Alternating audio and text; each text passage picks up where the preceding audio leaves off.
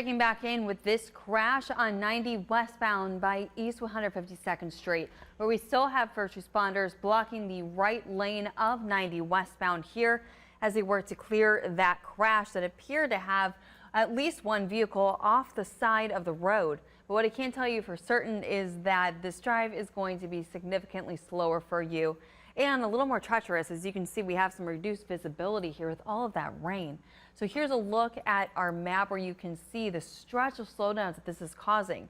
This spans for a couple of miles already, and the best speed throughout that entire 2-mile stretch is just 7 miles per hour. So if this is your way, you are going to be dealing with at least an extra 10 to even 15 minutes tacked onto your drive if you're coming from Euclid towards Cleveland.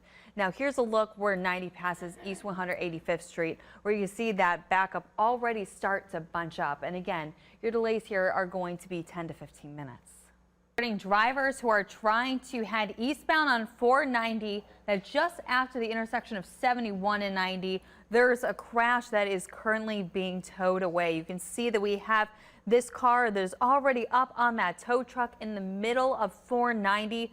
Drivers still are able to get around the multitude of first responders that are blocking the middle of 490 here, as you can see here on both the left and the right side. Now, and according to that move or over law, ideally you would want to, of course, move over, give them that extra lane of space.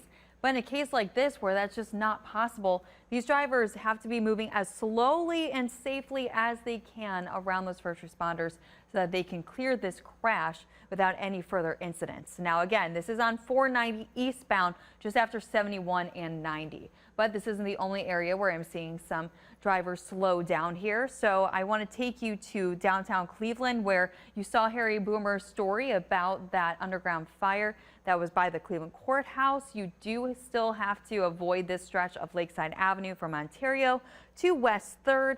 And as for the rest of Northeast Ohio, though, the only other spot where I'm seeing drivers really slow down to a point where it's adding more than an extra 5 or so minutes to your drive is going to be on this stretch of 76 eastbound by North Canton Road with speeds just around 17 miles per hour.